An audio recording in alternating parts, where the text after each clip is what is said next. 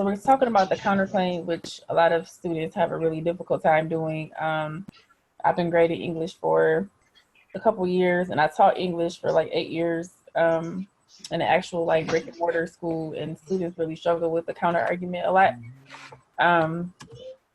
So pretty much what a counter argument is you be asked about a counterclaim in an essay where you have to take another position and argue a point. You first start with your position or your side of the argument, and then you write your counterclaim. So you normally start with, you know, how if it's a persuasive essay and it's asking you to take a side, you just start off with your side, whatever side you agree with. So you're writing about that. Then you're gonna have to do the counterclaim, which is where you have to start talking about the other side of your argument, and that's what you kind of get a little confused. So a counterclaim is an argument that runs counter to someone's original argument. In simple terms, a counterclaim is what the other side of your argument may have to say about your argument. So it's just like if you're talking about something, I'm going to give you an example in a minute. After you give your side, you have to kind of present the other side first. So this is just an example. The topic could be students taking a break after high school, because that's like kind of the debate lately. Should students take a break after high school before they go on to college, or should they take a break for like a year or two and then go to college? So let's just say my position was students should not take a break in between high school and college. I list my reasons why I don't think they should. But then I have to give my counterclaim where I have to say, okay, some may say that taking a break from high school is a good idea. So remember, my original position was that students should not take a break.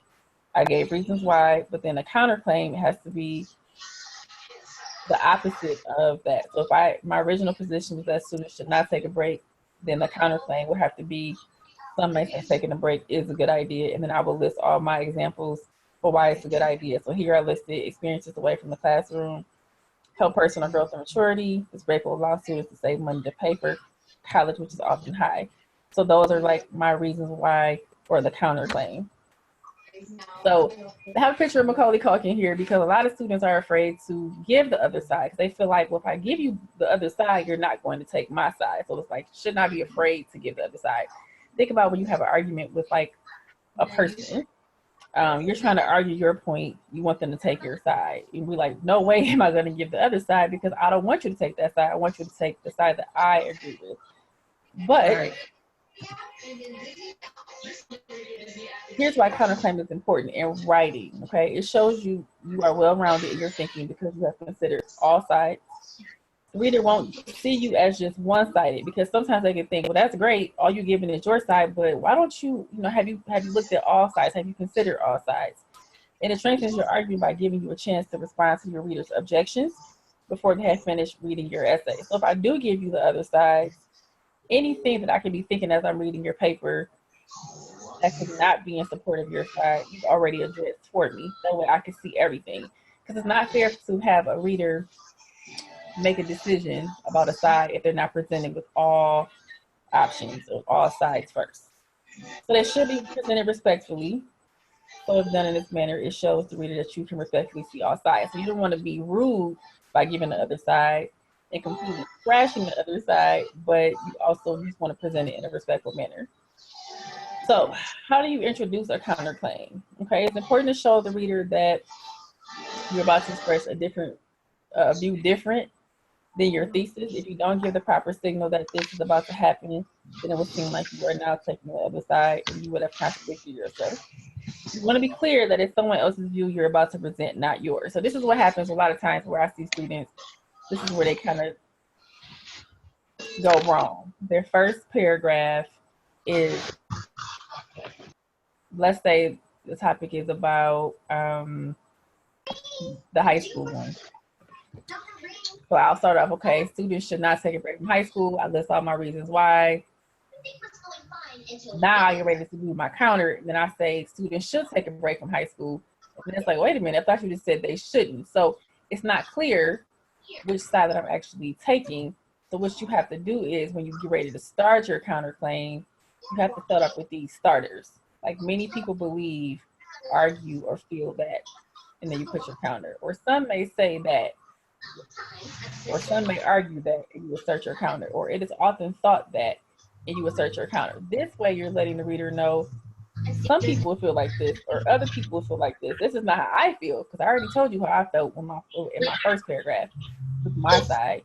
But now I'm going to come back and I'm going to tell you how other people feel. So when you're doing your counter, okay, so now you have your counter, you've already given the other side. Every counterclaim needs a rebuttal. Remember, you're not trying to take the other position side, rather you're only trying to present the other side. So once you give the counterclaim for the other side, now you must destroy this counterclaim, and this is what's called the rebuttal. So I have a picture here, like this little duck that's getting ready to kind of hammer this computer. That's what you want to do with the counterclaim. Because remember that the counter is not something you agree with. You agree with whatever position you took. The counter is simply just to give the other side, present all options, but now you have to give a rebuttal to that counterclaim to argue why that side is wrong. Okay, so your rebuttal was like a yes, but well, you're wrong, and here's why.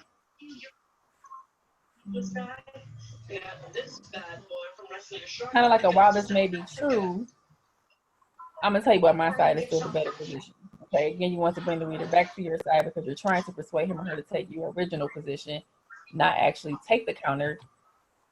And so, a second, let's see if I can zoom in here.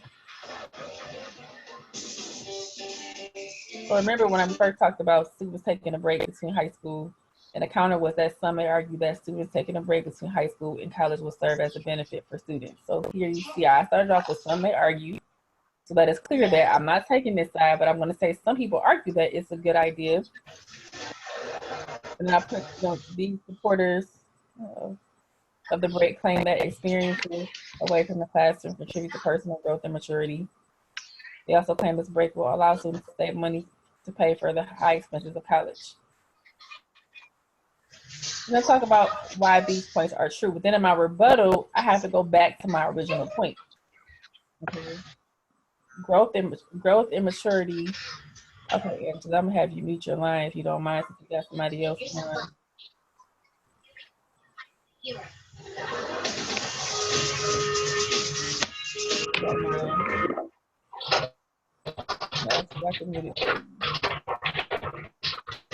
Yes, but she.